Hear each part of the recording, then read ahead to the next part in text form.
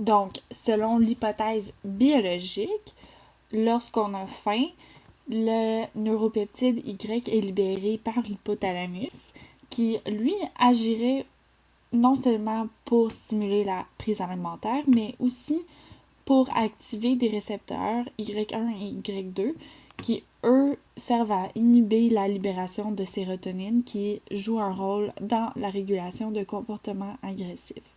Ainsi, lorsqu'on a faim, le neuropeptide Y, le neuropeptide Y est libéré, il active des récepteurs qui inhibent la sérotonine et donc on empêche la régulation de comportements agressifs. Cela expliquerait en partie pourquoi lorsqu'on a faim, on peut devenir plus agressif, plus irritable. D'un point de vue psychologique, comme la faim produit des sensations corporelles peu plaisantes, les individus sont plus poussés à conceptualiser leur état affectif d'une manière différente que lorsqu'ils ressentent une sensation plus agréable, comme la satiété.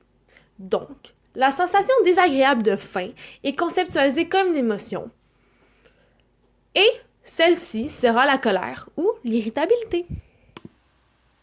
Selon un point de vue évolutionniste, la colère qu'on ressent lorsqu'on a faim serait, dans le fond, tout simplement un mécanisme de survie. Comme nos ancêtres devaient compétitionner pour manger, ils n'avaient pas le choix de ressentir une certaine frustration pour les pousser à se battre pour leur nourriture. Sinon, ils auraient laissé d'autres personnes passer avant eux et ils l'auraient cédé facilement, ce qui aurait nui à leur survie parce qu'ils n'auraient tout simplement pas pu se nourrir.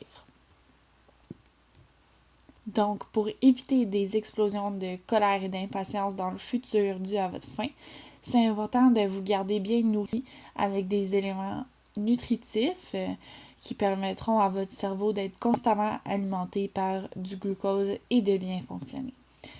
C'est aussi important de ne pas manger trop de junk food parce que ça contient beaucoup de glucose et donc vous avez un niveau très très élevé, puis après ça, la rechute est encore plus difficile et à ce moment-là, on tend à être encore plus de mauvaise humeur que normalement. Sur ce, merci pour votre écoute de notre petite capsule vidéo et nous espérons que ça va peut-être vous aider à éviter certaines crises de colère dues à la faim dans le futur.